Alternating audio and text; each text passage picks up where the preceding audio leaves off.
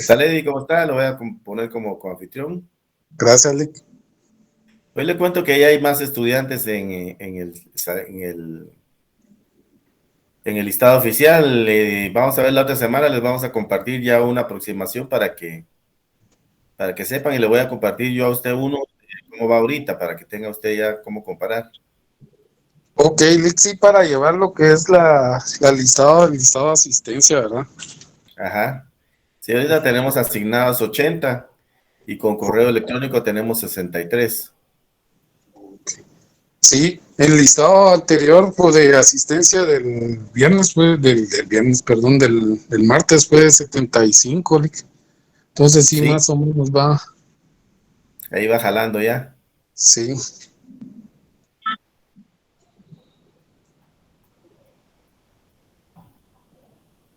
Vamos a esperar unos minutillos a que se incorporen más estudiantes.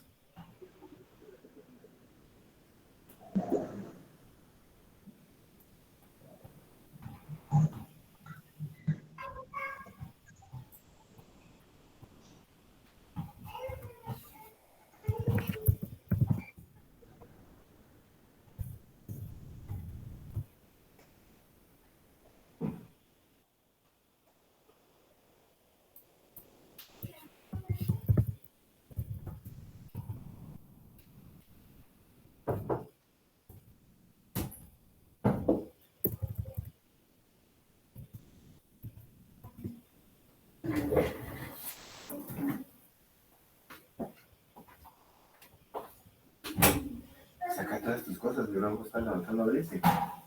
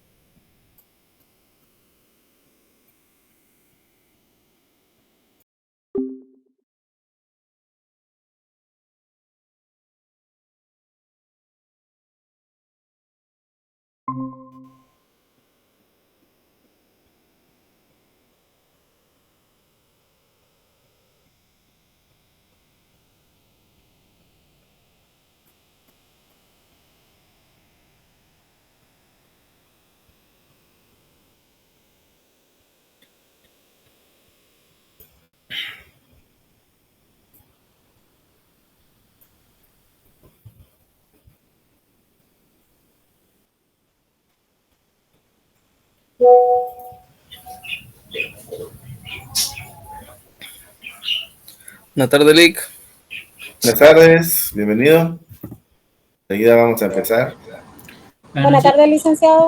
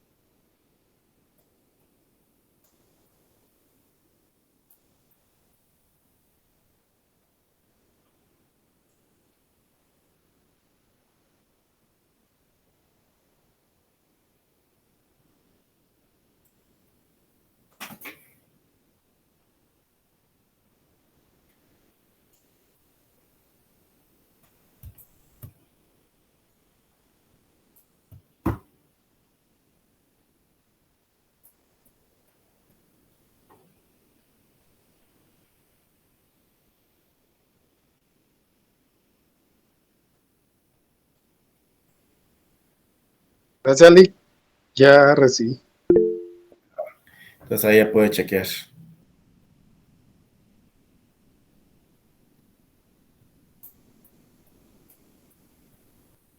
¿Sí, Carla? ¿Sí, Carla levantó la mano?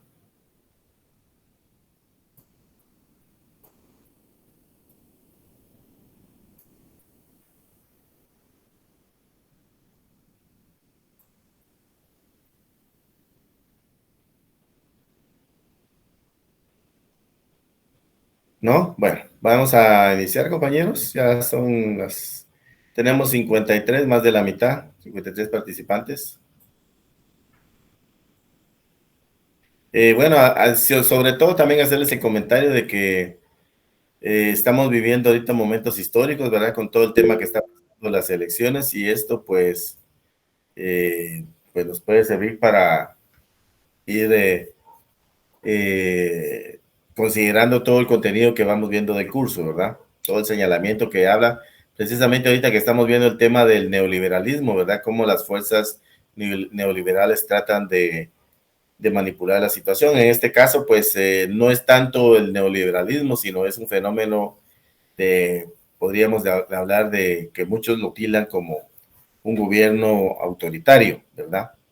Pero sí estamos viviendo situaciones atípicas a lo que debiera ocurrir en el acontecer normal de una situación, de una situación democrática de un país, ¿verdad? Entonces, en la medida que vayamos viendo, pues vamos a ir tratando de incluir estos eventos en los espacios en los que se preste para el curso, ¿verdad? Para tomarlo como ejemplo, ¿verdad? Para ejemplificar.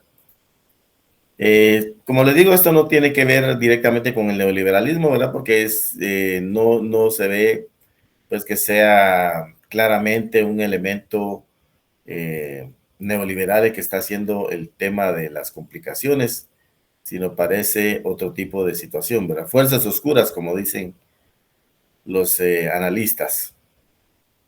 Vamos a continuar con nuestro contenido entonces. Habíamos ya visto un video de cómo era el liberalismo, ¿verdad? Ahorita les comparto el neoliberalismo y nos quedaba, vimos también algunos, me recuerdan si nos quedamos por ahí, ahorita les digo.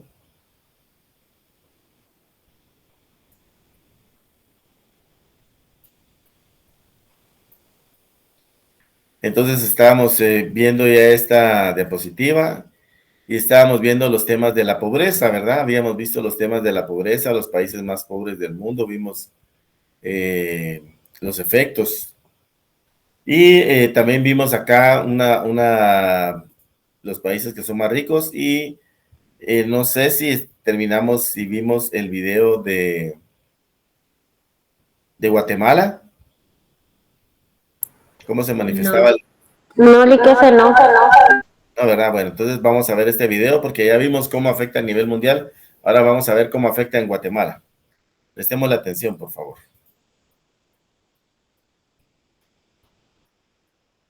Todo lo que pasa en los anuncios.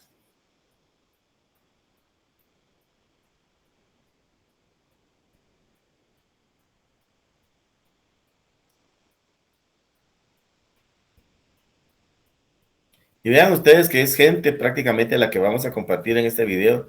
Son personas que no son universitarios, pues. Son personas que considero yo, y así es, son víctimas. O sea, todos somos víctimas del movimiento neoliberal. Sin embargo, estas personas son las más afectadas, ¿verdad?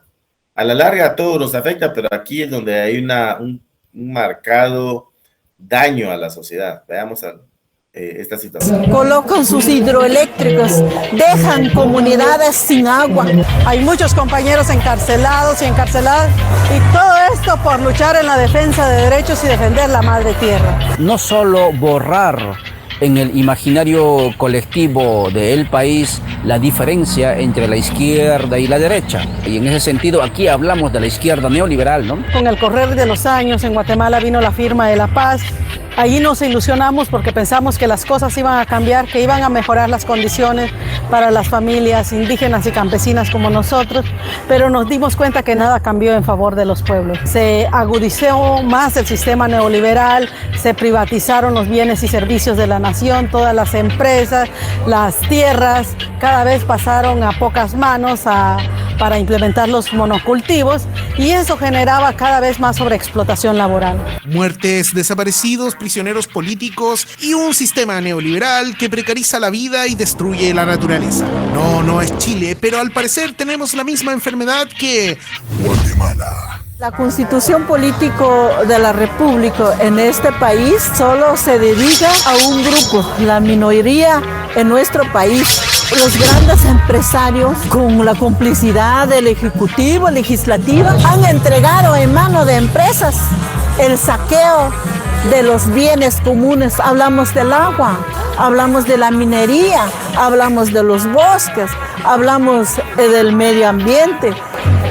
Este chocolate, materia prima, viaja a Suiza, por ejemplo, y ya cuando regresa este chocolate y lo encuentras en los supermercados, dice Made in Suiza, y tienes que pagar el doble o el triple, pero la materia prima se produce acá, en nuestros territorios como pueblo maya.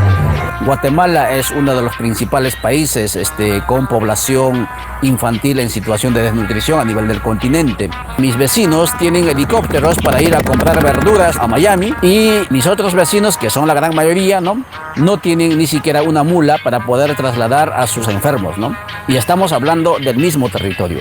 Da mucho miedo, pero al parecer toda Latinoamérica sufre de un descontrolado extractivismo que somete a los pueblos a una esclavitud económica. Esto puede terminar en una crisis a nivel global, debido a que el mismo sistema neoliberal impuesto a sangre y fuego en nuestros países eventualmente agotará el agua y los recursos naturales, destruyendo la única oportunidad que tenemos de sobrevivir como especie ante la crisis climática.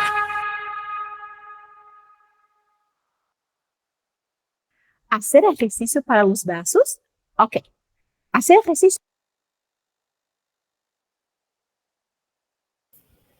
Bueno, entonces yo creo que ya con lo que vimos del video del origen del neoliberalismo y este video que ese sí, vean ustedes, es lo que yo les mencionaba, son personas, no son, digamos, podría ser que sí son, ¿verdad? Yo digo que no, pero aparentemente no son personas profesionales, no son de ciencias económicas, son personas que están viviendo en carne propia los daños que ocasiona el neoliberalismo y lo conocen perfectamente, saben de qué se trata y lo describen de una manera perfecta. Esto es lo que, digamos, el modelo que ha favorecido el desempeño y el crecimiento del capitalismo. Y esto es uno de los temas con los cuales inicia la crítica a la economía política por el daño que ha hecho. Vean, las personas se expresaron muy, muy claramente sobre el tema de la venta de activos que se hizo del gobierno, como yo les presenté anteriormente acá. Antes que nada, les quiero agradecer a las personas que tienen encendida su cámara. Es muy grato para mí y para el licenciado Eddie ver a personas, pues, que no solo imágenes, ¿verdad, compañeros? Sino vemos aquí a alguien que está poniendo atención y que demuestra interés en el curso. Muchas gracias, Abigail, muchas gracias, Nilson, y son los que yo alcanzo a ver acá. Probablemente haya más, ¿verdad? Pero sí les agradezco, ¿verdad? Les agradezco el gesto de tener encendida su cámara. Bueno, entonces vamos a continuar acá. Pues les decía, ven hoy que se expresan muy, muy bien definiendo lo que es el neoliberalismo y el daño, principalmente la destrucción del medio ambiente. Y una de las personas acá habla del tema del agua. Vean ustedes que aquí hay una ley de aguas que pretende proteger o prohibir el desvío de las aguas, como lo hacen prácticamente algunos ingenios, algunas empresas agroindustriales grandes, o el mismo tema de las hidroeléctricas, ¿verdad? Pretenden normar y regular esta situación porque pues, prácticamente todo lo que hay río abajo se queda con problemas de agua. ¿Alguien levantó la mano? ¿No? Bueno, gracias Ángel por tener encendida su cámara también.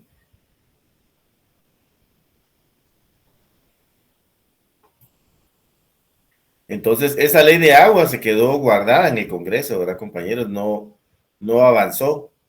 Ahí está. ¿Y por qué? Porque limitaría el ejercicio del abuso de poder de los capitalistas en Guatemala para poder utilizar el tema del agua. A nivel mundial hay grandes, podríamos decir, no quejas, sino manifestaciones en contra de Coca-Cola. Porque, por ejemplo, aquí en Guatemala no se ha dado el caso todavía, pero lugares donde se ubican las plantas de Coca-Cola prácticamente absorben todo el agua del vecindario donde están, del espacio que ocupan. ¿Por qué? Porque pues ustedes saben que las bebidas son hechas a base de agua. Entonces, ¿cuál es el alegato que hacen, por ejemplo, algunos países latinoamericanos que se han quedado sin agua? Dice, Coca-Cola viene y extrae toda el agua de nuestra comunidad y probablemente esa agua la van a tomar en Guatemala, por decirles algo. Digamos que están en Perú y esa agua la están bebiendo en Guatemala porque allá consumen Coca-Cola. Entonces nuestra agua no nos está quedando a nosotros y nos está yendo a otras partes del mundo, ¿verdad? Nosotros afortunadamente en Guatemala todavía no tenemos esa crisis del agua como se vive en muchas partes del mundo, pero para el crecimiento que se está dando a nivel demográfico en cuanto a edificios de apartamentos, créanme ustedes que ya no tardaremos las personas que tenemos todavía acceso al agua a tener problemas. En mi caso, yo les puedo compartir a ustedes que aquí en mi casa el agua no solo hay a nivel del suelo, no sube a las tuberías. Yo tengo que tener cisterna y estar utilizando bomba todo el tiempo porque no hay agua a nivel, digamos, con presión, ¿verdad? O sea, se agotaron los pozos precisamente por la desmedida utilización del recurso a base del crecimiento que se ha dado de los complejos habitacionales, ¿verdad? Entonces, esto es un tema complicadísimo del neoliberalismo y es uno de los instrumentos favoritos del capitalismo para ir saqueando la riqueza de los países del mundo y haciendo cada vez más pobres a las personas. Aquí yo les había ofrecido compartirles algunos indicadores respecto a cómo el gobierno no se preocupa prácticamente de lo que es el desarrollo social y que tiende a favorecer más al sector neoliberal. Aquí vemos nosotros, vamos a ver los más importantes, vamos a ver este que está acá, que es vamos a ver este ese es el que nos dice prácticamente todo. No está muy actualizado porque realmente son cifras que no les gusta compartir a los países, pero esto no ha cambiado. Es imposible que un gobierno cambie de la noche a la mañana esos indicadores. Precisamente hoy estaba viendo yo que estaba apareciendo en las noticias de CNN un documental sobre cómo es que Guatemala, siendo un país rico, el más rico y de más recursos de Centroamérica, tenga los peores indicadores económicos. Y es que aquí está la causa. Vean ustedes, por ejemplo, el gobierno de Guatemala, lo que invierte en cada uno de los principales sectores que promueven el desarrollo de un país: salud, educación y seguridad. Vean ustedes, en Guatemala, por ejemplo, se invierte el 1.2% del PIB en salud.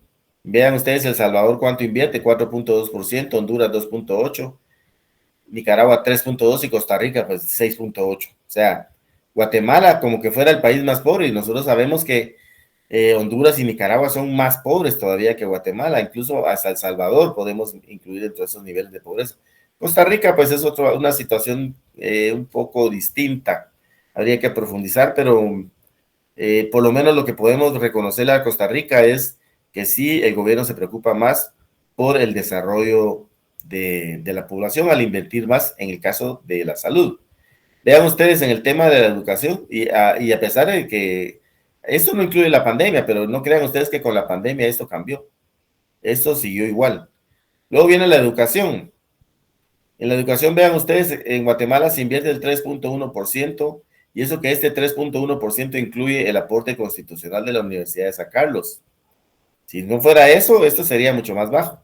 Vean El Salvador, invierte más. Honduras, que es un país con tantos problemas de migración, invierte más en educación que Guatemala. Nicaragua, que tiene a Ortega ahí, que tiene una dictadura, invierte más, y no digamos Costa Rica, ¿va? Nuevamente, pues es el más alto de toda Centroamérica. Y en seguridad, vean ustedes, Costa Rica no tiene ejército, y miren lo que gasta en seguridad, 6.8%. Guatemala, miren ustedes lo que gasta, pero esto no incluye el ejército, ¿va? Definitivamente. Esto es, digamos, lo que invierte Guatemala en temas, por ejemplo, de la Policía Nacional, del tema de ¿qué podríamos incluir aparte aquí? Porque todo lo demás se va para el Estado, ¿verdad? La famosa SAS. Y lo que queda aquí es solo, por ejemplo, lo que ustedes pueden alcanzar a ver en patrullas y en número de policías que están atendiendo diferentes sectores, las subestaciones y todo eso. O sea, es una inversión muy pobre. Vean ustedes El Salvador, ellos invierten bastante porque tienen el problema de maras. Nosotros también tenemos el problema de maras y sin embargo, vean ustedes cómo está el nivel de extorsiones y todo aquí en Guatemala. Y Costa Rica, como cosa rara, es el que más invierte. Pero ese es el gran problema que tenemos en Guatemala, que el gobierno gasta muy poco en lo que es el desarrollo social, ¿verdad? Entonces es una situación que hace que nuestro país tenga los peores indicadores sociales de toda Centroamérica y de América Latina también, ¿verdad? De los peores. Entonces, bueno, esto sería la parte de que corresponde al neoliberalismo, que es la puerta de entrada de la economía política, el estudio crítico que hace del capitalismo. Yo creo que tenemos claro ahorita por qué es que la economía política incluye al neoliberalismo como parte inicial, porque vemos pues que este es el azote de la sociedad, es el lastre que nos mantiene a todos en una situación pues complicada en el tema de desarrollo social, ¿verdad? Que probablemente no sintamos nosotros un mayor efecto, ¿verdad? Porque no somos víctimas, tal vez no hemos sido alcanzados por el tema de las extorsiones, ¿verdad? No hemos sido alcanzados todavía por el tema de problemas de salud crónicos que tengan de esas consecuencias funestas para nosotros, es decir, de alguna manera pues tenemos alguna posición que nos permite todavía cubrir de determinada forma nuestras necesidades de salud, ¿verdad? Pero si contáramos únicamente con el sector público, sí estaríamos muy complicados. Y eso no quiere decir que la atención hospitalaria en el sector público sea mala. Realmente estas personas que trabajan ahí son héroes porque con las grandes limitaciones que tienen, yo puedo dar fe de que dan una buena atención dentro de lo posible, ¿verdad, compañeros? Bueno, entonces ya tenemos un preámbulo que es el neoliberalismo, que es el modelo que utiliza el capitalismo para ir cimentando e incrementando su poderío en la sociedad a través de valerse del Estado, decirle al Estado, bueno, señor Estado, no participe usted y déjeme hacer a mí lo que yo quiera, ¿verdad? Ahora, ¿cuál es el objeto de estudio de la economía política? Pues ya ahorita podemos tener una buena idea, ¿verdad? Ya sabemos que los problemas generados por el neoliberalismo fácilmente son instrumento principal de estudio, objeto de estudio de la economía política. Pero ¿de dónde viene la economía política? El nombre proviene de las palabras griegas políticos, que se refiere al tema del Estado, el Estado público, y oikonomía, oikos, que viene casa, y nomos de ley. O sea, podemos entender que es una combinación, una palabra combinada que nos representa la administración económica por parte de un ente estatal, ¿verdad?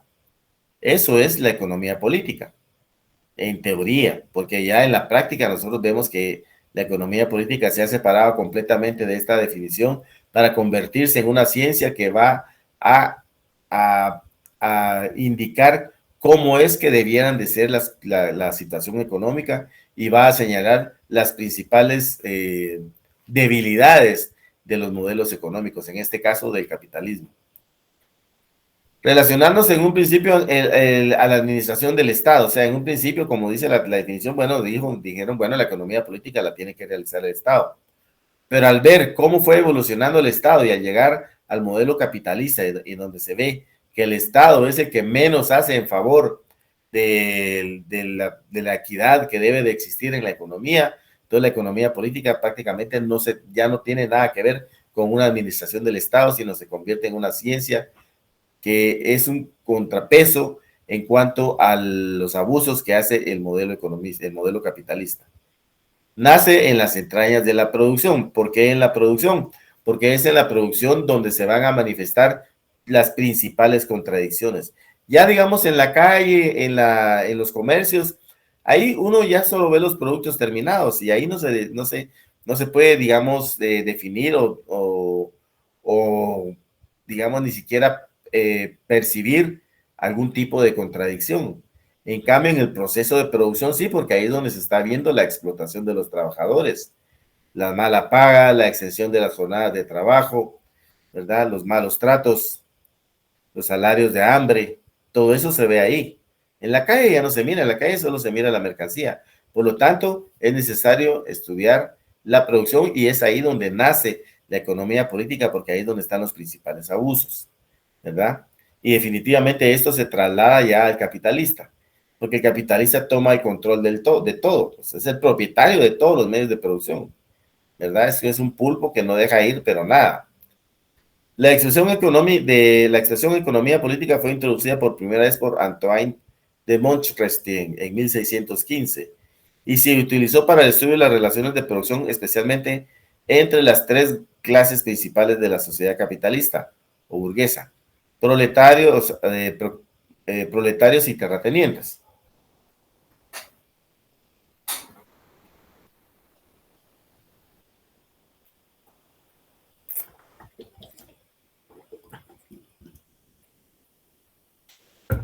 Recordemos que esta división en tres clases la había propuesto los economistas clásicos, Adam Smith y David Ricardo, pero el problema de esta definición era que radicaba en el tema de la distribución y no donde generalmente define Marx como definidor, define Marx como determinante de las clases sociales, la propiedad privada sobre los medios de producción, no sobre la distribución. O sea, cuando se habla de distribución se refiere a la forma en que las personas perciben parte de la riqueza que genera la sociedad. En este caso, entonces, como yo les mencionaba la vez pasada, el jugador de fútbol, este argentino, se me escapó el nombre ahorita. Messi, muchas gracias. Messi sería un capitalista, pero no. Messi no es más que un trabajador. Ya vieron ustedes, ahorita Messi va tan ya de picada que ahora va a ir a jugar fútbol a los Estados Unidos, a Miami. Y prácticamente eso han hecho todos los futbolistas cuando ya van en su ocaso, ¿verdad? Ya prácticamente las grandes ligas, los grandes niveles de fútbol, pues ya no están dispuestos a pagar las cantidades elevadísimas que cuestan estas personas porque el rendimiento ya no es el mejor, ¿verdad? Pues hay que reconocer que la edad pesa, ¿verdad, compañeros? Entonces, este señor fue el primero que habló, se expresó en cuanto a la economía política. Pero él lo hacía desde el punto de vista de lo que es una balanza o un déficit comercial. ¿Qué decía él? O sea, la primera, digamos, idea que se tenía de economía política sí estaba asociada al Estado, porque él lo que decía, esto lo van a leer ustedes en su documento, es que le proponía al primer ministro francés que protegiera la producción local, es decir, que a Francia estaban llegando muchos productos extranjeros que iban a competir con la producción francesa. Por ejemplo, pensemos hoy por hoy que hay mucho vehículo alemán, marcas alemanas, que van al mercado francés y que van a desplazar a las marcas de productos de vehículos franceses. Por ejemplo, Renault, Peugeot, que son franceses, estarían siendo desplazadas por BMW, Mercedes-Benz, Volkswagen, ¿verdad? Entonces, la propuesta de este señor como parte de la economía política era que le pusiera aranceles a los productos de extranjeros que ingresaban a Francia para que los consumidores ya no compraran esos productos, sino compraran los productos locales. Es decir, si un Renault costaba, pensemos en 10,000 euros, y un BMW también cuesta 10,000 euros, entonces la gente prefería comprar el BMW. Pero si al BMW se le pone un arancel del 50%, entonces el BMW va a costar 15,000 euros y el Peugeot o el Renault van a costar 10.000 euros, entonces las personas se orientarían a comprar el producto local, ¿verdad? Lo mismo pasaría aquí, por ejemplo, con nosotros, si comparáramos las hamburguesas KDL y McDonald's, por decirles algo. Digamos que a McDonald's se le pone un impuesto, un arancel elevado, y el Big Mac vale 100 quetzales. Entonces, ni modo, nos vamos a comprar nuestro combo de 3 hamburguesas de KDL por 30 quetzales, ¿verdad? Que son chiquitillas. Y la verdad es que no son feas, yo me las he comido y no son feas. Pero bueno, ese es el primer, digamos, la primera aproximación que hay respecto a la economía política. Y ven ahí, entonces ahí se pide la participación del Estado, contrario a lo que propone el neoliberalismo. Recuerden ustedes que el neoliberalismo no quiere que el Estado participe, a excepción de que haya problemas o desequilibrios en la economía. Y estos desequilibrios, estos problemas de la economía, siempre son generados por el mismo neoliberalismo, ¿verdad? Luego tenemos acá a Adam Smith y David Ricardo. El objeto de estudio son las leyes internas naturales que rigen el desarrollo de la producción, las relaciones que surgen entre los hombres en la producción, el intercambio y la distribución de diversos bienes materiales. Ya esto ya es una definición que ya se parece más a lo que realmente es la economía política actual, ¿verdad? Porque su objeto de estudio, dice acá, son leyes internas naturales que rigen el desarrollo de la producción, las relaciones que surgen entre los hombres en la producción, el intercambio y la distribución y los diversos bienes materiales. Aquí hay un problema todavía, porque no se habla de leyes objetivas, ¿verdad?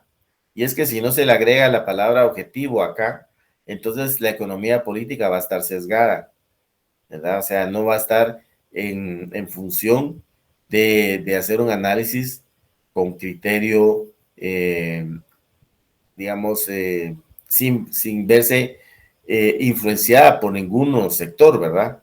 O sea, no va a ser científico el resultado, sino va a estar en favor de determinado sector. Entonces, aquí es importante agregar la palabra objetivo. Por otro lado, sí habla de leyes, pero no habla de contradicciones, ¿verdad? Y nuevamente se desvía hacia el intercambio y la distribución de los diversos bienes materiales. No hace énfasis en la producción, que es donde se hace realmente, donde se crean las inconsistencias. Al final admitieron que la economía política es la ciencia que estudia leyes que rigen la distribución, pero eso no es lo correcto tampoco, ¿verdad? O sea, ellos cuando hicieron este planteamiento empezaron a ser criticados por la misma economía burguesa, porque dentro de la definición, como le digo, ya tiende a parecerse lo que es la economía política, ¿verdad? Y como ellos mencionan aquí, la producción y el economista, los capitalistas saben que en la producción es donde se dan todos los líos que ellos no quieren reconocer, entonces los presionaron y al final, vean ustedes, admitieron otra definición. Es la ciencia que estudia las leyes que rigen la distribución y se alejaron completamente del proceso de producción, que es donde se generan todas las contradicciones. Ellos establecen la diferencia existente entre la economía política y la política económica del Estado. La economía política, entonces, todavía no hemos visto su verdadero objeto de estudio porque estamos viendo planteamientos que más o menos empezaron a darle forma a la economía política. Pero sí podemos decir que hay una gran diferencia en lo que es economía política, que es una ciencia y que básicamente, pues ya vamos a ver que estudia las leyes del desarrollo, pero de una manera objetiva, y lo que es la política económica del Estado. Aunque las palabras están invertidas, economía política y política económica no quieren decir lo mismo. La política económica es aquella que aplican los estados de todos los países del mundo para corregir situaciones económicas de problemas. Por ejemplo, en este caso que tenemos inflación elevada en todo el mundo, hay política económica que se ha aplicado para tratar de corregir esta inflación o por lo menos detenerla, ¿verdad? Entonces la política económica son las acciones que llevan a cabo todos los estados del mundo para corregir las distorsiones que se generan en la economía, ¿verdad? La economía política no es eso. Vamos a ver acá que, bueno, vamos a continuar siempre con el aporte de Adam Smith y David Ricardo, siempre dentro de la economía política. Entonces, no fue valedera la definición que ellos propusieron de economía política. Sin embargo, esto ya lo habíamos visto nosotros en socioeconomía general. Adam Smith y David Ricardo sentaron en sus investigaciones el régimen económico del régimen económico, los fundamentos de la teoría del valor a base del trabajo. Para los que estuvieron conmigo, les será familiar este análisis que vamos a hacer ahorita. Para los que no, pues vamos a ver cómo es realmente o qué representa esta teoría del valor y por qué es importante y por qué la tomó Marx y por qué forma parte de la economía política. Porque recuérdense que más adelante en la economía política vamos a estudiar lo que es la mercancía. Y pues de alguna manera hay que poder entender cómo se determina el valor de una mercancía. Entonces eso está sustentado por la teoría del valor. Yo acá a los compañeros que estuvieron conmigo les hacía una pregunta. ¿Cuál de esos dos carros es más caro? ¿Cuál vale más? A ver, ¿quién se anima a participar? Aquí no hay respuesta correcta, sino solo son Licenciado, buenas noches. Buenas tardes. Licenciado, buenas noches. Yo creo que en mi caso, yo pienso que el más caro en lo que se ve en las fotos es el rojo, en la actualidad. El rojo, muy bien. Por ahí hay otra persona que levantó la mano. Vamos a ver qué dice esta otra persona. ¿Sí, compañero? A ver los compañeros que levantan. Pero me voy a ir a la... Vamos a ver. Jaime. Licenciado, en mi opinión sería el auto antiguo, ya que sean ciertos casos que los autos antiguos tienden a tener mayor valor que los modernos. Aquí hay un tema muy importante que habló Jaime y vamos a incluirlo dentro de nuestra discusión. Vamos a ver, Ángel, ¿qué dice? Yo opino igual que el compañero Jaime. O sea, yo pienso que en la actualidad el Ferrari vale más, pero para conocedores es el antiguo. Usted está bien porque usted buscó un equilibrio entre las dos, y realmente los dos son muy acertados, porque sí ocurre este fenómeno. Vamos a ver, Keila. Yo pensaría igual que mis compañeros, ¿verdad? El rojo en la actualidad es el más caro, pero conforme se van avanzando los años, actualmente el antiguo vale más, ¿verdad? Por ser de categoría de antes, el diseño y todo eso, ¿verdad? Muy bien. Carlos. Sí, para mí que el auto antiguo podría valer más. Tal vez no porque costó más fabricarlo que el otro, sino porque las personas como que le dan ese valor subjetivo, porque es antiguo o porque puede ser que fue de alguna persona famosa o algo así, y eso le agrega un valor. Puede que haya sido de algún actor o algo así, y ya vale 3 veces más el carro solo por eso. Excelente, usted le agregó algo muy importante que es el valor subjetivo. Y eso es muy cierto. Vamos a ver, aquí está Ryan. Y ahí vamos con Pablo. ¿No está Brian? Bueno, vamos, Pablo. ¿Me escucha, licenciado? Sí, le escucho. Sí, le escucho, Brian. Buenas noches, licenciado. En mi caso considero que en la actualidad se podría considerar que el que tiene más valor es el rojo, por el hecho de que hay dos temas involucrados, que primero es el tiempo que se requirió para poder elaborar este vehículo y al mismo tiempo los materiales que se utilizaron para poder crearlo, ¿verdad? Muy bien. Vamos a escuchar a Pablo y ahí vamos a y Jaime y vamos a terminar ahí. Todos están muy, muy acertados. La verdad, los felicito. ¿Sí, Pablo? Buenas tardes, Lick. Mi punto de vista sería que tendría su valor adecuado dependiendo del lugar donde se encuentre cada carro. Ya. Porque si están en un lugar incorrecto, pues no le van a dar el valor que tiene. Eso es un tema también subjetivo, ¿verdad? Esto podemos decir que es un valor subjetivo que también puede incidir en el valor. Y por último, Jaime, vamos a ver, ¿quería agregar algo?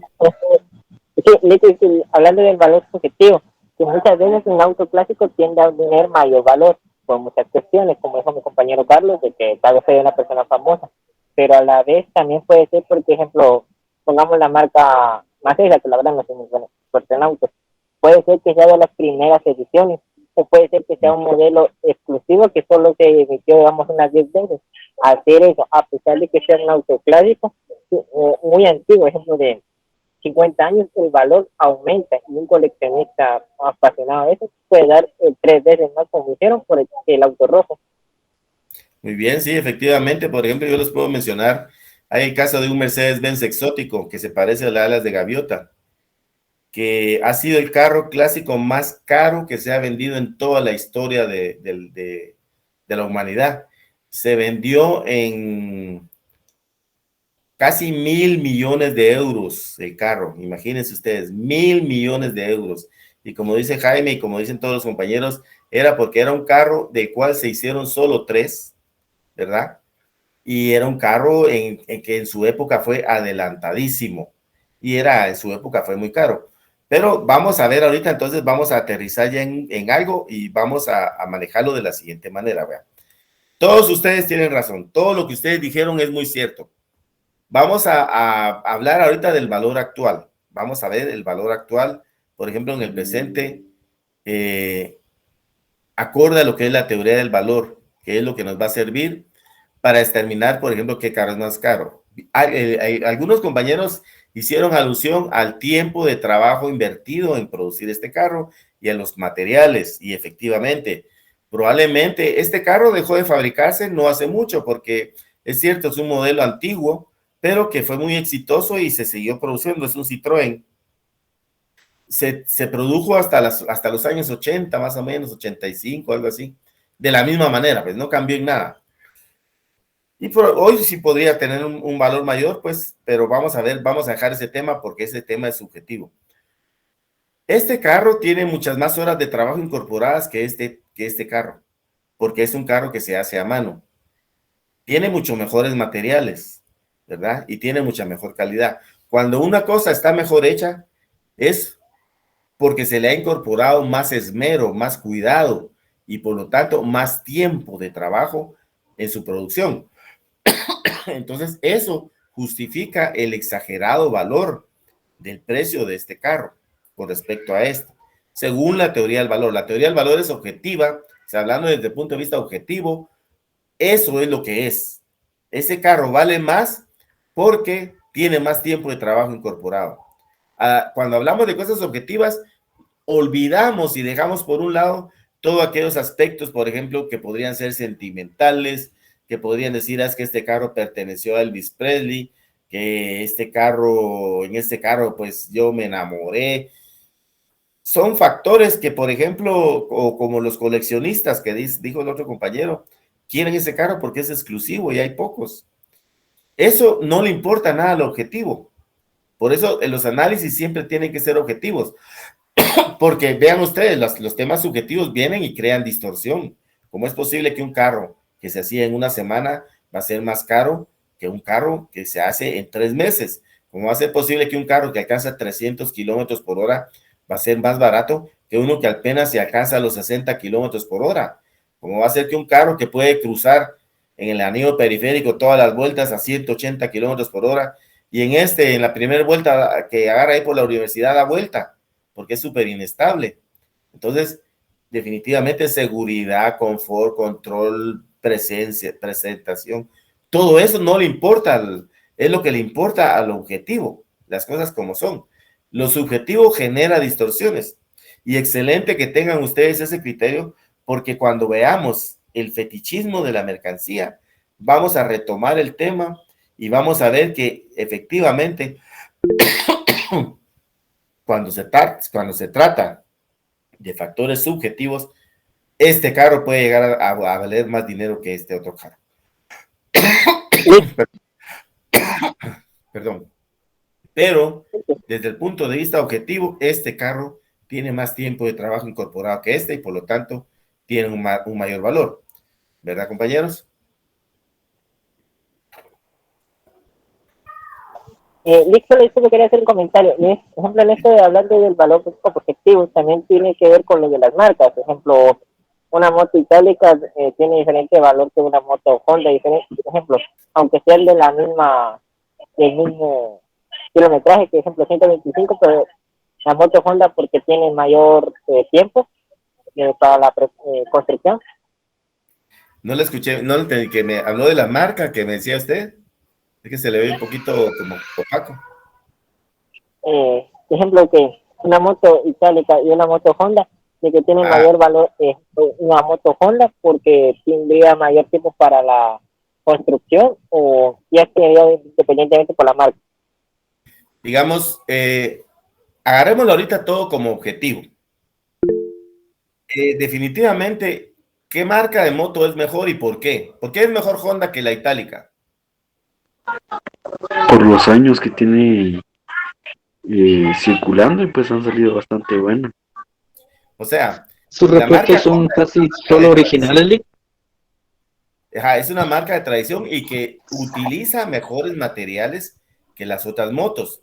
Por ejemplo, yo he sabido de marcas Itálica, todas las otras marcas raras que salieron ahorita nuevas, que a los 14,000 kilómetros ya hay que hacerles overhaul. En cambio, las motos Honda, las Yamaha, las Suzuki, las japonesas, ¿verdad?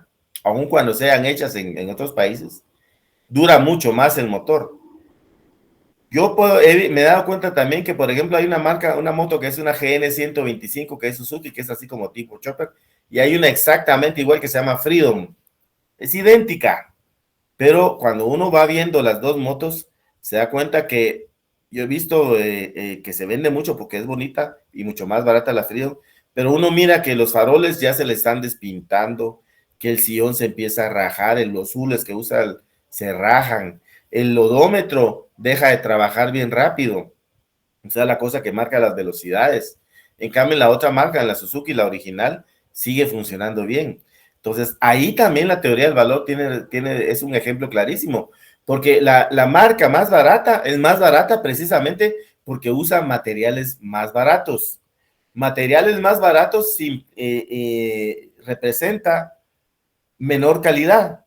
Menor calidad representa menos tiempo invertido en hacer bien esa materia prima, ¿verdad? Ustedes saben que, por ejemplo, en herramienta, si ustedes compran una herramienta americana, una herramienta alemana o una japonesa, una llave, y compran una china, ustedes a la hora de aflojar un tornillo, van a dar cuenta que la otra llave se va a abrir, la china se abre o se rompe.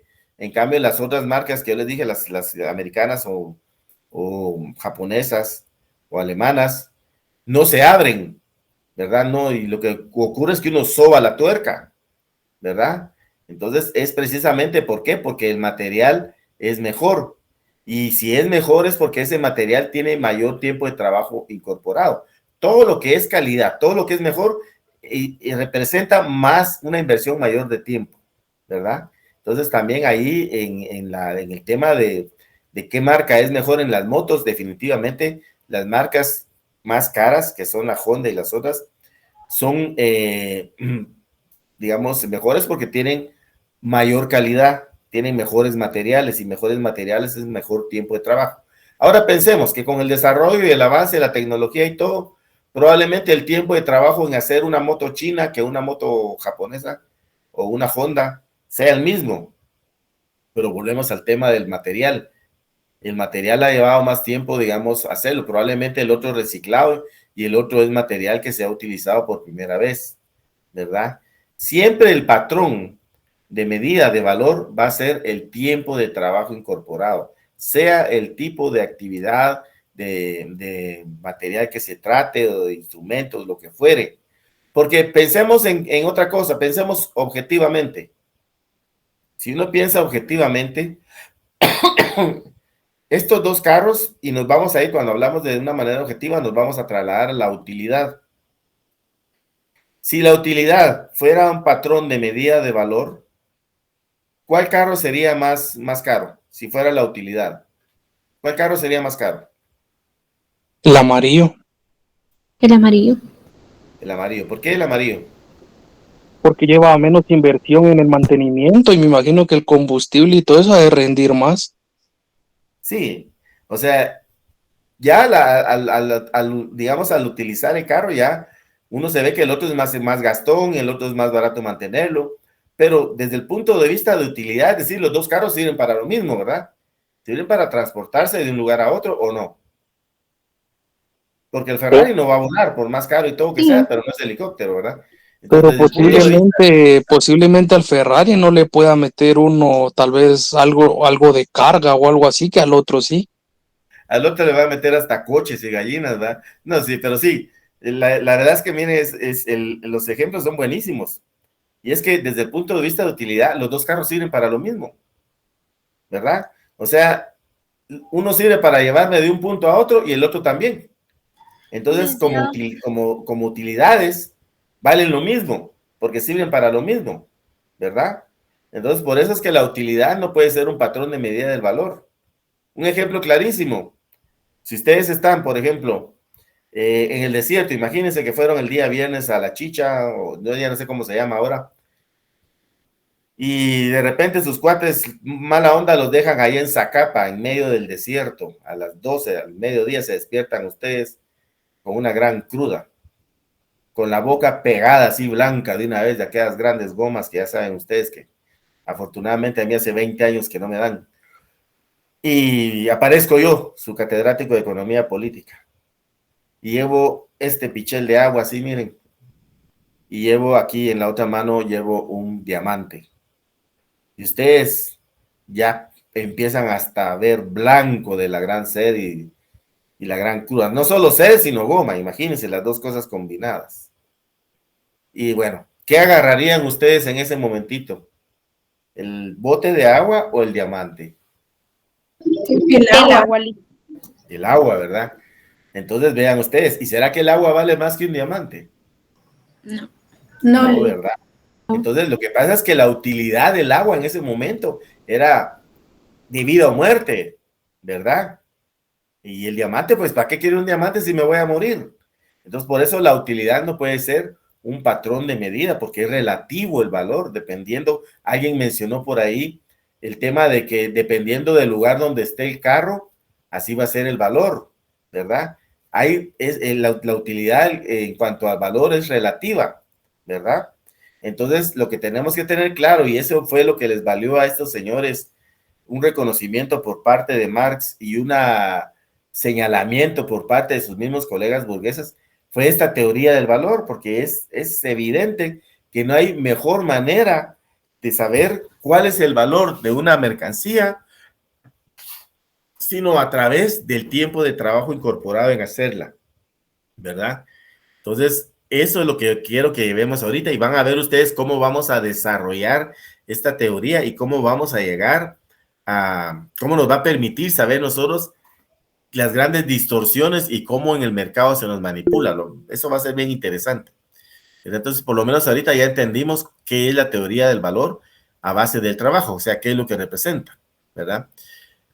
Con la intensificación de la lucha de clases se abandona nuevamente el estudio científico de la economía política. ¿Por qué?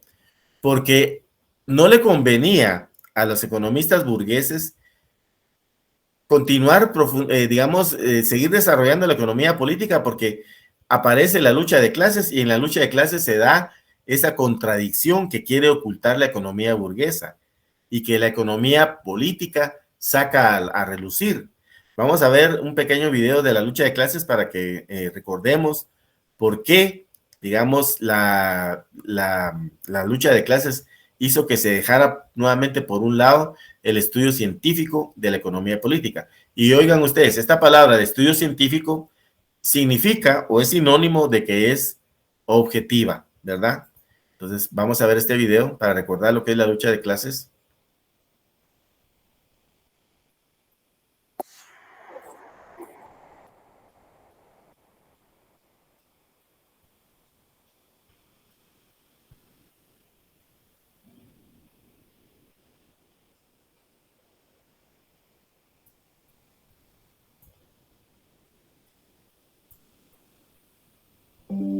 ¿Qué tal? ¿Cómo les va? Hoy vamos a hablar sobre la lucha de clases. ¿Y qué es la lucha de clases?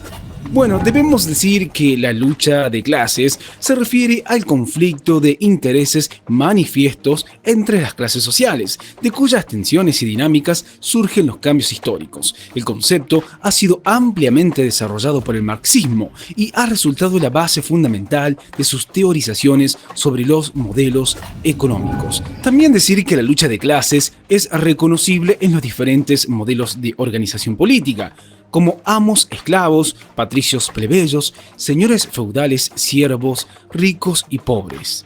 Y por último debemos decir que aunque el número y características de las clases sociales varía según el contexto, pueden resumirse en dos grandes bloques: los dominadores y los dominados. Los dominadores controlan el territorio y los medios de producción, mientras que los dominados constituyen la fuerza de trabajo.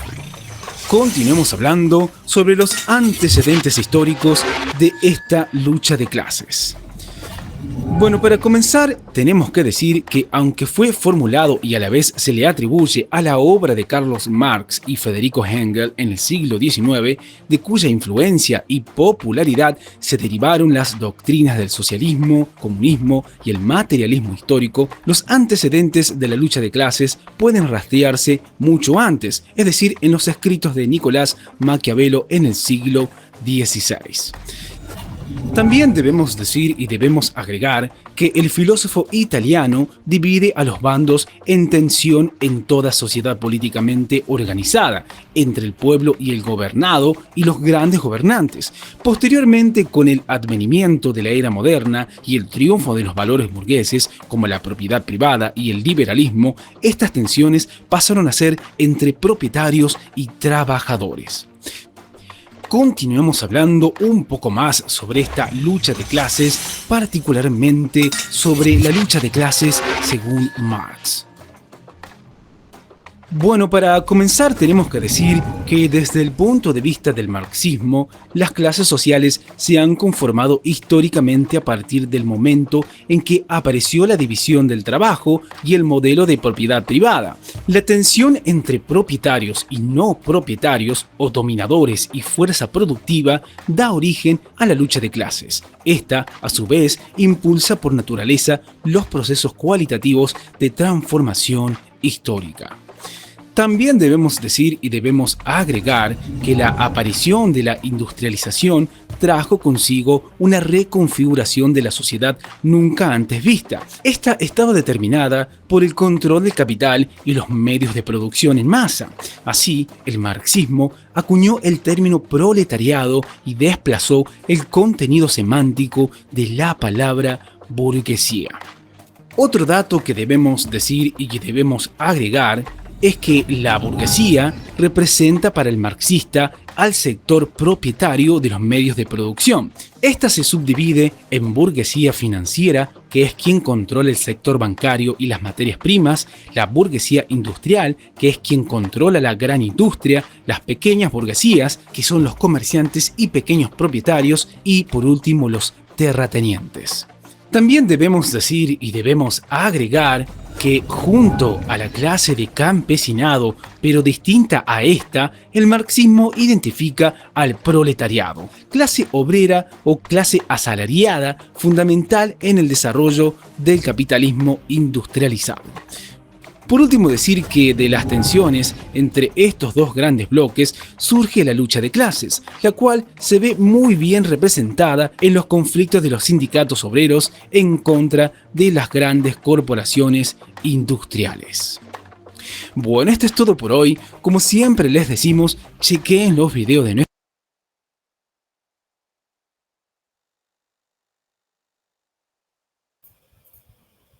Bueno, eso fue un simple recordatorio. Recordemos que también existen tres formas de lucha de clases.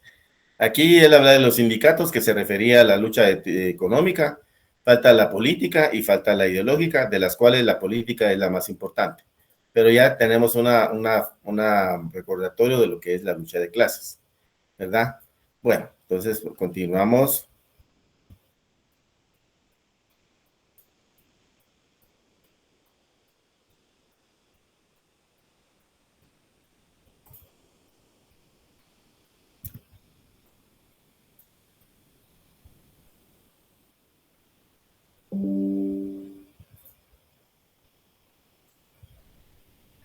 Luego tenemos también el aparecimiento de William Petty, una estadística industrial que lo que él se dedicó al movimiento, al estudio del movimiento de los precios, a la circulación monetaria, del sistema bancario y otros, que también fue parte de los que hizo aportes a la economía política. Entonces, y finalmente pues tenemos a Carlos Marx y a Engels acá, que definieron claramente el objeto del estudio de la economía política. O sea, todos habían tratado de participar en lo que era la economía política, sin embargo, ninguno de ellos lo había hecho de una manera objetiva. Por lo tanto, no había validez en los enunciados que hacían, porque estaban sesgados. En el caso de William Petty, pues él no es que estuviera sesgado, sino sencillamente él se dedicó solo a hacer un análisis descriptivo, pero no, digamos, no propuso leyes, ni descubrió leyes, ni soluciones, ni formas de cómo corregir los problemas. En cambio, Marx y Engels sí, definitivamente ellos sí ya definieron claramente el objeto de estudio de la economía política, su especificidad y su lugar dentro del sistema de conocimientos económicos. Entonces, ¿cuál es el objeto de estudio de la economía política? Pues se centra en la producción de bienes materiales. Entonces, ese es el objeto de estudio de la economía política, la producción de bienes materiales. Más adelante vamos a ver cómo lo hacen, ¿verdad? Pero esto es ahorita el objeto principal, porque es ahí donde, como pudimos apreciar en el materialismo histórico, es donde se crean todas las condiciones antagónicas, la lucha de clases, la explotación, todos los problemas que se dan en la sociedad ocurren ahí. Adicionalmente, dentro del proceso de producción también se da la creación de instrumentos de trabajo, porque en el proceso de producción tiene un doble carácter. Produce no solo bienes satisfactorios de necesidades, sino también los mismos instrumentos de trabajo que se utilizan para producir mercancías, ¿verdad? Y es acá donde aparece nuevamente el proceso de trabajo, ¿verdad? Donde tenemos la fuerza de trabajo, que es el hombre, los instrumentos de trabajo o herramientas de trabajo, que son los medios de trabajo, y por último tenemos el objeto de trabajo. En este último, en lo que se refiere al objeto de trabajo, Marx dice que hay que tener especial cuidado, porque dependiendo de la participación que tenga el elemento, puede ser medio de trabajo u objeto de trabajo. Por ejemplo, veamos acá el tema de ganado. Si el ganado se está engordando, se está vacunando, se está inyectando y todo, entonces este va a ser el objeto de trabajo, que podría ser un tipo de negocio de ganado de engorde o lechero, ¿verdad? Pero si digamos que se agarran de aquí a las reses, a los machos más desarrollados, y se les pone un arnés y se les pone a jalar un arado, entonces ya no son un objeto de trabajo, sino se convierten en un instrumento de trabajo, ¿verdad? Entonces eso es el especial cuidado que dice Marx que hay que tener con los elementos que participan en el proceso de producción, porque pueden ser o medios de trabajo u objeto de trabajo. La fuerza de trabajo es indiscutiblemente que solo va a ser el hombre. Ahí no hay máquinas, no hay nada más que intervenga, sino solo el hombre. Aun cuando sea muy robotizado el modelo de producción, siempre va a ser necesario el hombre, ¿verdad? La fuerza de trabajo, que está acá. Entonces, recordando lo que vimos inicialmente en la primera parte como repaso del modo de producción, tenemos a las fuerzas productivas, que son los medios de producción, y la fuerza de trabajo, ¿verdad? En estas aparece el hombre. Y estas son, los medios de producción están compuestos por medios de trabajo y objeto de trabajo. Y acá es donde hay una gran importante participación, y esto lo hace énfasis Marx, de la tecnología como una tercera o cuarta fuerza que viene a realizar, a apoyar el desarrollo de la producción, porque en la medida que se utilice una tecnología más avanzada, se va a obtener mejores resultados y el hombre va a tener un mejor dominio sobre la naturaleza, y eso va a hacer que se dé un avance de las fuerzas productivas que van a ir empujando a las relaciones sociales de producción, las cuales le tienen que corresponder. Entonces, estos son elementos fundamentales en el proceso de producción, que son los que se van a estudiar acá en el materialismo histórico. perdón, en la economía política. Entonces vamos a ver la producción. Es el proceso de la actividad laboral racional del hombre en el cual apoyándose en los medios de producción existentes y en sus conocimientos, transforma y adapta los objetos de la naturaleza para satisfacer sus diversas necesidades. También se puede definir la producción de otro modo, como un proceso de interacción del hombre y la naturaleza para transformarle y darle una forma útil.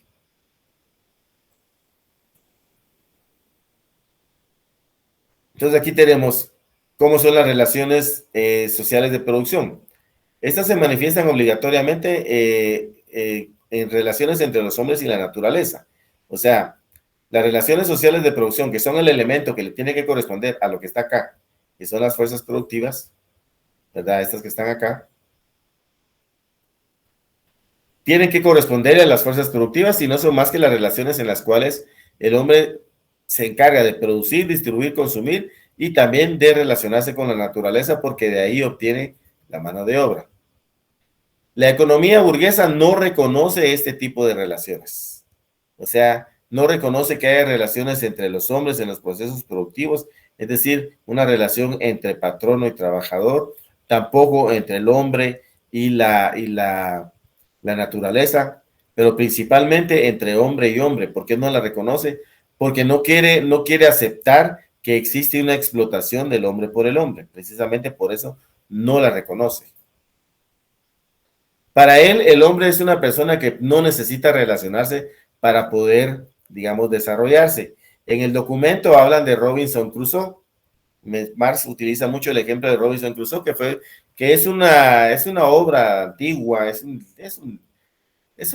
un libro, ¿verdad? Que trata de una persona que naufraga y va a parar a una isla y ahí pues él se empieza a valer por sí solo y a desarrollarse de una manera aislada. Como ustedes son jóvenes, yo no les voy a hablar de Robinson Crusoe, sino les voy a hablar de este personaje que probablemente ustedes tal vez ya vieron la película. ¿Alguien sabe de qué película se trata? Náufrago. Muy bien, o sea, en cambio, tal vez si yo les pregunto de Robinson Crusoe, no van a saber. Entonces, el náufrago es una analogía de Robinson Crusoe. Ustedes ven como una persona cuerda llega a esa isla ahí y ya al final del tiempo que está ahí en el abandono, pues esta persona trata de proveerse todo lo necesario para vivir, pero ¿qué es lo que le pasa a la persona? Imagínense, ¿qué podemos pensar nosotros de una persona que le para hablando a una pelota de voleibol, en la cual tiene pintada una cara que es pues, con manchas de sangre de la mano de él, y que cuando esta pelota se le pierde, esta persona llora como si hubiera sido su mejor amigo? O sea, eso ya no es una persona racional, ¿verdad, compañeros? Entonces, lo que indica en esto la economía política es que el hombre no puede vivir aislado de la sociedad. Una sociedad completa sí se puede aislar de todas y desarrollarse de una forma particular, y de eso existen muchos ejemplos en el tema del Amazonas. Ahí hay muchas tribus que se rehúsan mantener un contacto con el hombre moderno, son hasta salvajes y no permite pues ese tipo de contactos, ¿verdad? Pero una sola persona es imposible que pueda, digamos, desarrollarse, y eso es lo que dice la economía política. En cambio, la economía burguesa dice que sí, que las personas pueden sobrevivir y satisfacer sus necesidades viviendo de una manera aislada. Claro que sí, porque el hombre va a ver la manera de que sobrevive, pero no, al fin y al cabo, no va a ser una persona normal, ¿verdad? Entonces, las relaciones de producción son independientes de la voluntad, que representan una dualidad. O sea, estas relaciones que se dan entre los hombres son independientes de nuestra voluntad. O sea, yo les decía a ustedes el primer día de clases que nosotros solo tenemos una opción en este modo de producción capitalista: levantarnos todos los días, desayunar, vestirnos e ir a trabajar, ¿verdad? Eso es independientemente de nosotros, porque literalmente estamos obligados a hacerlo para poder vivir, ¿verdad? Eso quiere decir que es independiente de nuestra voluntad, porque si por nuestra voluntad fuera, yo me quedaba durmiendo, ¿verdad, compañeros? Pero así me muero de hambre, ¿verdad? Bueno, yo tal vez porque ya soy un poco mayor, pero igual cuando era patojo, si yo quisiera no iba a trabajar, si yo pudiera, pues preferiría no ir a trabajar, pero no se puede, ¿verdad? Y esto representa una dualidad, estas relaciones. Hay relaciones de tipo técnicas y relaciones de tipo económicas. Las técnicas son las que se dan dentro de la organización de la empresa, ¿verdad? Podríamos hablar de la organización social interna, que se da, por ejemplo, la estructura, digamos, imaginémonos un organigrama de una empresa estructural, y ahí están todos los puestos y funciones que se llevan a dar a cabo, y aparte están las relaciones económicas, las que tienen que ver con el intercambio de la producción y el consumo y el destino de estas dentro de la sociedad, ¿verdad? Las técnicas no es que sean menos importantes, pero no van a ser objeto de estudio, porque dentro de esas no se genera un conflicto que sea mayor. Por ejemplo, claro que existen muchos conflictos internos en las empresas y por eso hay reglamentos internos y hay muchas disconformidades y situaciones complicadas, pero eso no trasciende y no hace que vaya a cambiar digamos, el modo de producción. En cambio, las relaciones económicas sí, porque las relaciones económicas hacen que se den movimientos grandes en masa. Ya sabemos nosotros que los cambios son las masas de las personas. ¿Se recuerdan ustedes que el objeto cuando vimos el sujeto y el objeto del proceso histórico, cuando hablábamos del sujeto, vimos que no era una persona, sino eran las masas de la sociedad las que hacen el movimiento transformador? Entonces, esas son las relaciones económicas, ¿verdad? Entonces, que son compuestas por la producción, distribución, intercambio y consumo, ¿verdad? Estas podríamos decir son las relaciones jerárquicas internas de una empresa, pero las que más pesan, porque apuntan hacia afuera, hacia, digamos, el mundo externo, son las relaciones económicas. Y estas son las relaciones sociales de producción. ¿Y cuál es el elemento fundamental dentro de todo pues la propiedad privada sobre los instrumentos de producción? Esto es lo que hace que la situación sea de esta manera, porque existe la propiedad privada sobre los medios de producción. Entonces, dentro del análisis que hace la economía política, para poder ir entendiendo cómo funciona, digamos, cómo se dan estos antagonismos y cómo, digamos, recordando, porque esto ya lo vimos en socioeconomía, debe de haber una correspondencia entre las fuerzas productivas y las relaciones sociales de producción. La economía política propone dos tipos de análisis, uno de corte vertical y uno de corte horizontal. Por ejemplo, en el corte tenemos, primero hace la división de las relaciones sociales de producción en relaciones primarias y relaciones secundarias. Las relaciones primarias son las que van a ser de corte vertical y están relacionadas con la apropiación de plusvalía, o sea, es lo más importante, ¿verdad? O sea, lo fundamental del modo de producción y para lo que se explota al hombre no es la producción de bienes materiales, eso no es. Porque si ese fuera el objetivo, la producción de bienes materiales para satisfacer necesidades, entonces no habría ninguna diferencia entre las acciones que realiza una empresa privada y las que realiza el gobierno. Por ejemplo, el gobierno va a poner una carretera en beneficio de una población, de una aldea. Una empresa privada no lo va a hacer si no obtiene un beneficio de esa carretera, es decir, si va a poder cobrar peaje. Veamos el ejemplo de la VAS. Ustedes conocen la carretera VAS, es una que está aquí por Amatitlán y permite que uno vaya a salir allá a Carretera Salvador o que vaya a salir a Vía Canales. Esa es una carretera que realmente era necesaria, ¿verdad? Pero el sector privado la hizo, pero cobra por su utilización, porque el objetivo de ellos no es haber favorecido a toda la población en que pudiera comunicarse más rápidamente de esa parte de las Naciones Unidas, ¿verdad? O si quieren ustedes, hasta de Villanueva con Carretera Salvador. Eso es una necesidad, pero eso a ellos no les interesaba. Lo que vieron ellos ahí fue una oportunidad de negocio y de cobrar, y ahí es donde están lucrando, ¿verdad? ¿Por qué? Porque el gobierno, que era el que debiera de haber realizado esa carretera, no lo hizo, ¿verdad? Entonces, esa es la diferencia que hay entre digamos, el concepto de rentabilidad y el beneficio social. Entonces, entonces, con esto quiero que entiendan ustedes que el objetivo del sector privado, del capitalista, no es satisfacer necesidades, no es un beneficio social, es solo obtener ganancia, la apropiación de plusvalía. Si ellos no hubieran visto un buen negocio ahí, no hacen esa carretera. Y fue tan bueno que vean ustedes cómo se ha ido creando más accesos, ¿verdad? Porque realmente agarrar por ahí no sale barato. Sin embargo, si ustedes se dan cuenta, ahora las personas, si consideran el tráfico que hay de esa parte de ahí para llegar a la ciudad, solo pasar por la Villalobos, atravesar toda la ciudad, ir a salir a Carretera Salvador, ¿cuántas horas de tráfico hay? Entonces prefieren pagar ahí ese sector que no hay tráfico, ni semáforos, ni nada, y van a salir de una manera expedita a Carretera Salvador, ¿verdad? Entonces ese es un negocio. Entonces esas son las relaciones primarias. Luego las relaciones secundarias, y esas ya son las que vienen después de que se ha dado esa creación de plusvalía, y son las que se relacionan con la producción, distribución, intercambio y consumo, ¿verdad? Entonces, el corte horizontal corresponde al análisis de las relaciones secundarias, es decir, la producción, distribución, intercambio y consumo, porque van en línea horizontal.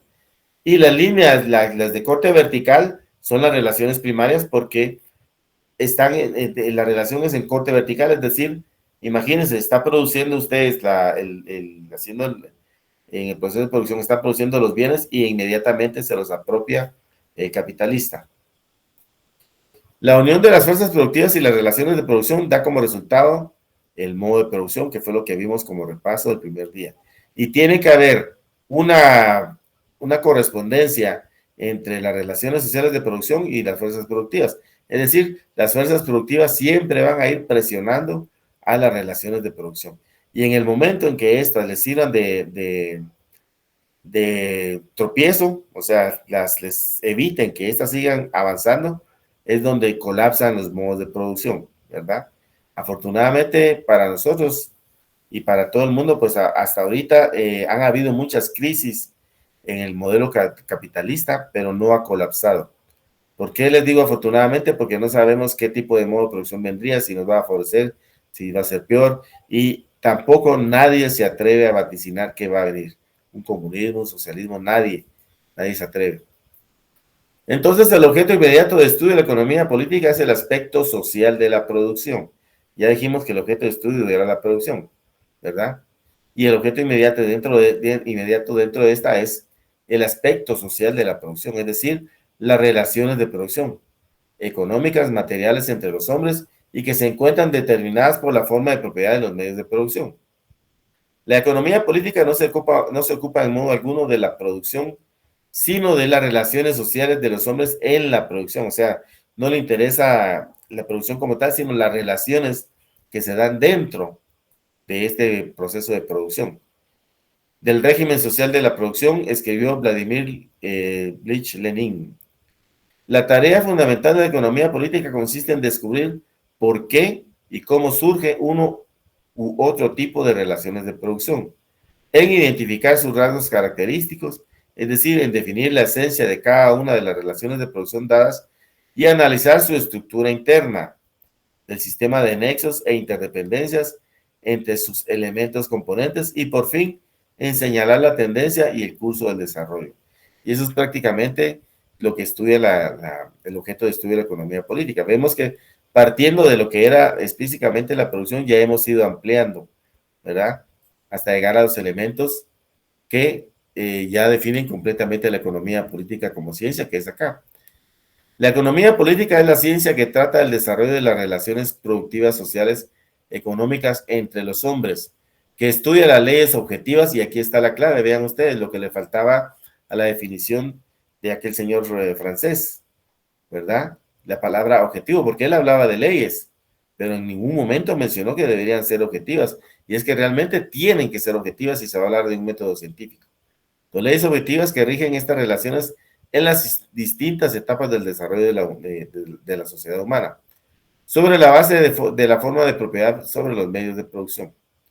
Entonces no estudia la producción en general, sino las relaciones que se dan entre los hombres con énfasis en las económicas, porque ya vimos que existen las técnicas, ¿verdad?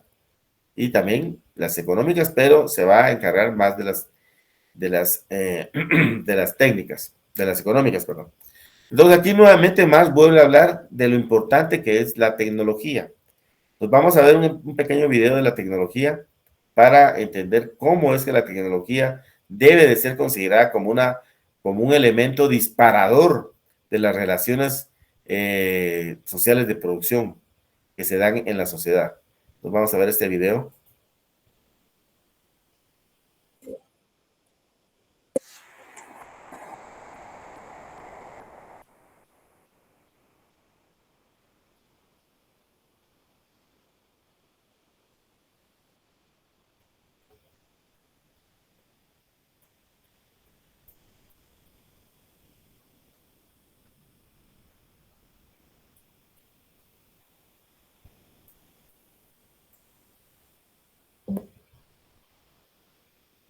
Impactantes de la evolución de la tecnología.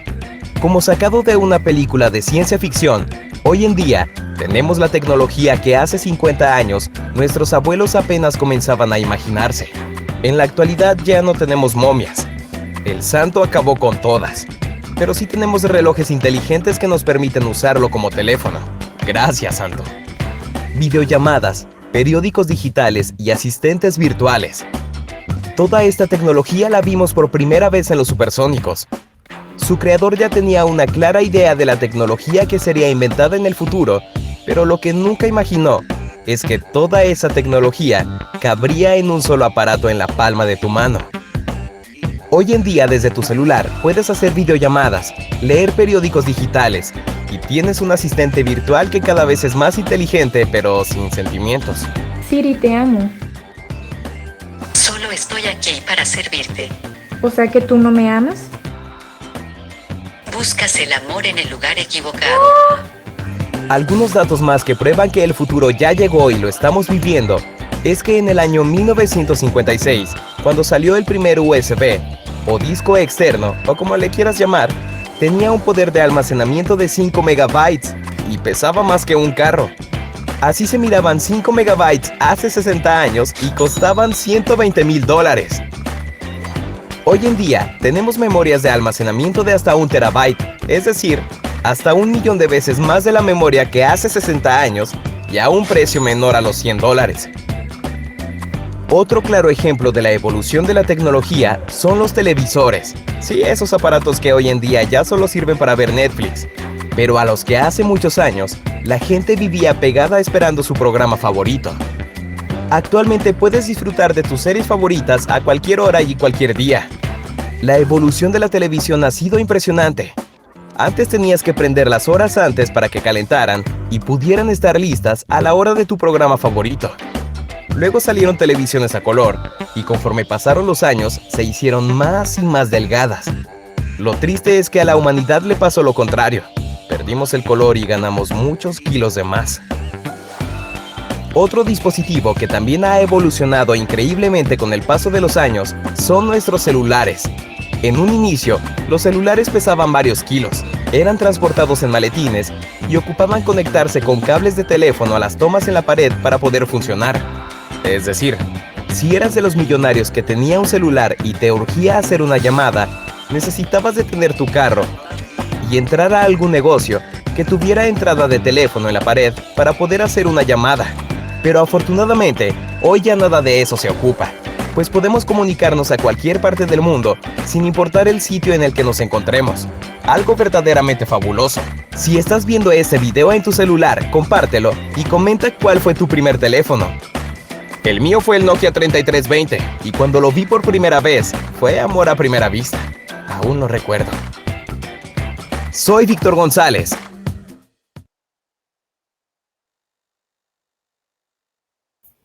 Bueno, y fíjense que este video todavía se queda corto porque es algo viejito, ¿verdad? Porque ahora estamos hablando de la EI, de la inteligencia artificial, ¿verdad? Y vean ustedes que eso está sonando fuerte. Ya hay, pues, ya hay hasta cierto temor con la utilización de este tipo de inteligencia porque, pues, puede ocurrir lo del Terminator, ¿verdad, compañeros? Que la inteligencia se ponga en nuestra contra. Bueno, es exagerando, pero vean ustedes cómo ha venido evolucionando todo, ¿verdad? Entonces, por eso Marx insiste en que es importantísimo tomar en cuenta el avance de la tecnología dentro de los procesos de producción, porque a todos nos afecta, ¿verdad? De una u otra manera. Ah, bueno, ¿y quién es el santo? A ver, ustedes que son jóvenes, ¿quién es el santo? Luchador mexicano, Lick. ¿Y cómo lo conoce usted? Si hace ratos que se murió. La casa veía en sus series. Sí, va, el santo contra las momias de Guanajuato, el santo contra... Sí, es cierto. Yo también, bueno, yo sí, porque yo pues viví en la época del santo. Ustedes no. Ustedes ya son de la de Chazán, de Torre y todas esas cosas, ¿verdad? Bueno, entonces ahora veamos cuáles son las respuestas que empiezan a dar los burgueses con respecto a la economía política, porque la economía política empezó a ganar terreno al evidenciar que era un método científico, ¿verdad? Al hacer, digamos, al igual que la doctrina del materialismo histórico, a empezar a mostrar, a descubrir leyes que explicaban el crecimiento acelerado del capitalismo en cuanto a términos de riqueza y el empobrecimiento de las personas y los niveles de explotación a los cuales estos eran objetos. Entonces, bueno, ¿qué es lo que dicen los ideólogos del régimen burgués? Dicen, los ideólogos del régimen burgués no han querido y hasta hoy no aceptan la definición de economía política como la ciencia que trata de las relaciones económicas sociales entre los hombres. Las leyes que rigen estas relaciones sobre cuya base se ponen de manifiesto las contradicciones de clase y se revela el carácter históricamente transitorio de los distintos modos de producción, incluido el capitalista. Evidencian el afán de quitar a la economía política su contenido social y de clase que desemboca en la lucha política. ¿Se recuerdan que la lucha política es una de las tres formas de lucha de clases, ¿verdad?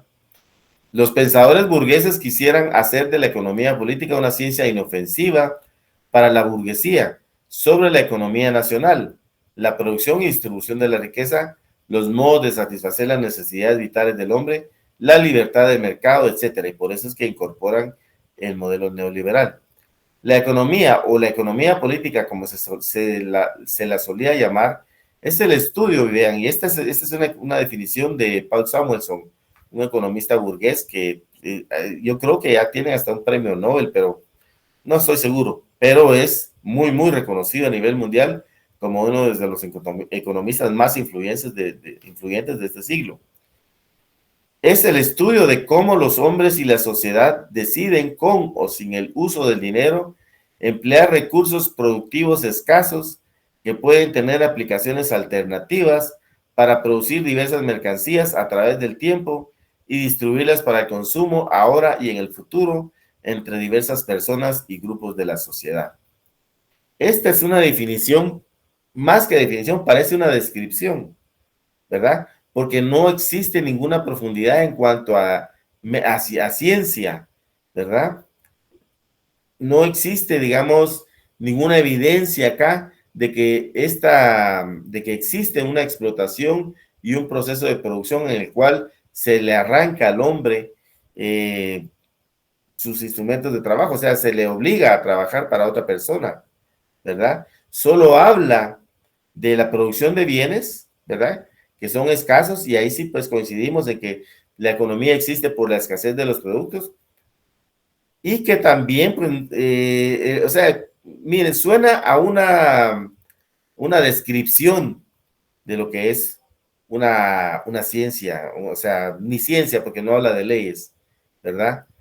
Es como que si agarráramos nuevamente el Ferrari que teníamos allá y lo definiéramos como un vehículo en el cual uno se sube y puede conducirse, ya estuvo. Y no hace alusión a que la persona que quiera tener, que no cualquier persona puede tener un carro de esos. Los italianos no le venden a cualquiera un Ferrari. Tienen que tener son racistas, ¿verdad? Son capitalistas también. Tienen que tener cierto estatus y para poderlo manejar se necesita un curso, ¿verdad? Entonces, si se agarra esta definición de economía como la definición que le daríamos a un Ferrari así, como pincelazo, el día que ustedes compren uno, se suben a él, lo arrancan y se van a matar, porque no van a saber cómo manejarlo. No se maneja igual que un carro normal, debido a la gran potencia que tiene el carro. Entonces, vean ustedes cómo ocultan todos los antagonismos, todas las contradicciones. Ay, perdón, compañeros, ya se nos fue el tiempo, me piqué. Nos vamos a quedar aquí. Eddie, por favor, ya compartimos gracias, Eddie. Muchas gracias, Sí. compañeros. Estuvo interesantísima la participación de ustedes, compañeros. Les agradezco mucho y a las personas que están encendiendo sus cámaras, créanme que también me motiva bastante dar la clase porque pues veo personas que están interesadas y que por lo menos sé que están entendiendo porque dicen sí, no, se ríen. En cambio, en las imágenes, pues yo no percibo nada, ¿verdad? Así que les agradezco mucho. Nos vemos el día martes para continuar con el tema. Espero que siga siendo de su agrado el curso y que siga despertando curiosidades entre ustedes, ¿verdad? Nuevamente, gracias y nos vemos el día martes. Gracias, Lick. Muchas gracias.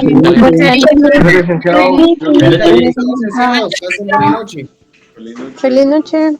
Feliz noche.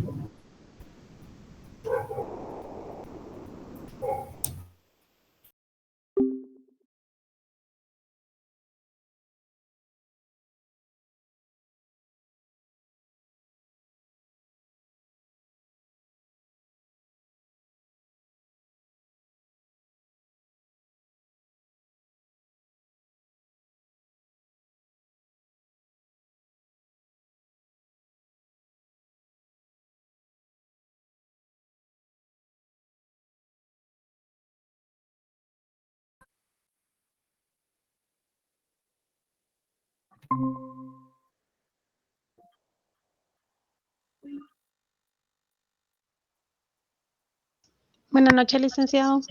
Hola Edna, buenas noches.